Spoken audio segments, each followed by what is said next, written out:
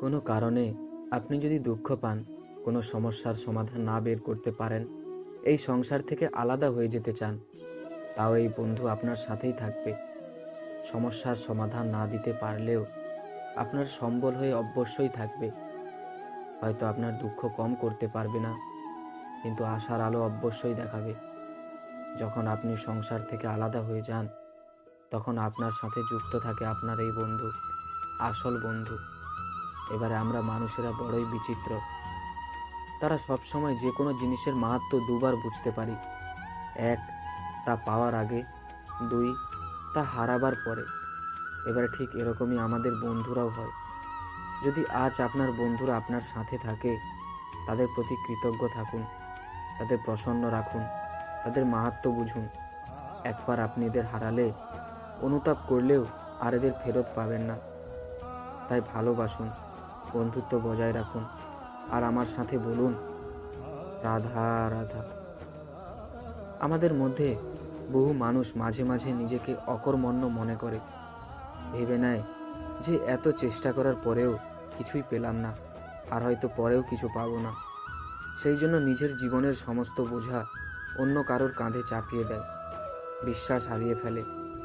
কেন বুঝতে পারেন না এই কথাটা, যে যতক্ষণ না পায়ে কোনো কাঁটা ফুটবে, ব্যক্তি কি করে বুঝতে পারবে যে এরপর থেকে তাকে নিচে তাকিয়ে চলতে হবে। সূর্যকে নিজে জ্বলতে হয়, যাতে বাকিদের প্রকাশ দিতে পারে। রাতের অন্ধকারের সাথে লড়াই করার জন্য চন্দ্রিমাকে আকাশে একা উজ্জ্বল হতে হয়।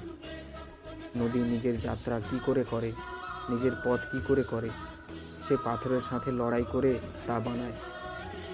যদি স্বয়ং নিজের সাহায্য করতে অক্ষম হন, তাহলে নিশ্চিতভাবে আপনার এই জীবন ব্যর্থ। এই সংসারে নিজের জীবনের ভার নিজের কাঁধে বহন করতে হয়। অন্যের কাঁধের ওপর শুধুমাত্র পরলোক যাত্রা হয়। সেই জন্যই এই সংসারে জীবিত সেই যে আত্মনির্ভর সময়, কথাই বলে সময়ের।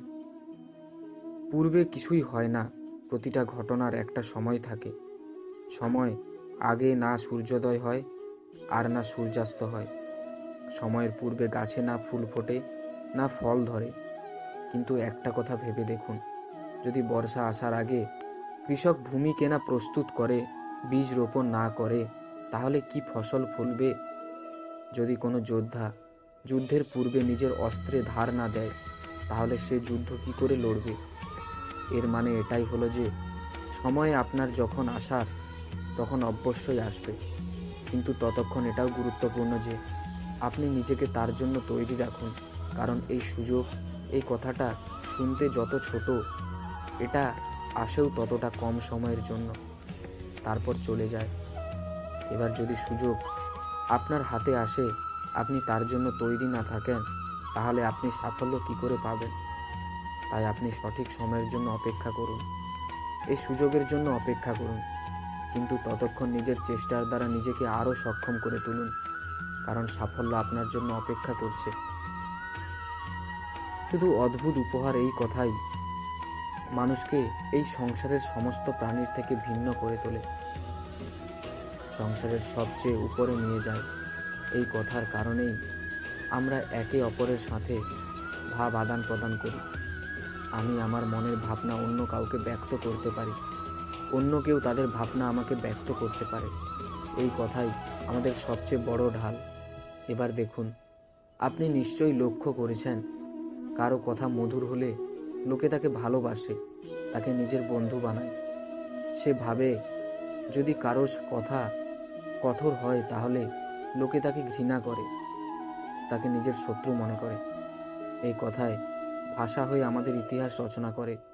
তবে আমরা কি সত্যি প্রাণী বিষয় এতটাই ভাবি যতটাই আমাদের ভাবা উচিত? ভেবে দেখুন, মানুষেরা কথা বলতে শিখতে কত সময় লাগে। কোনো বালক 1.5 বছর বয়সে কথা বলতে শেখে, কেউ 2 বছর, আবার কেউ 3। এবার দেখুন, মানুষ 1.5 বছর বয়সে কথা বলতে শিখে গেলেও তার কি বলা উচিত এটা সারা জীবনেও শিখতে পারে না। এর ওপরে মনোনিবেশ করুন, এটা বোঝার চেষ্টা করুন কি বলা উচিত।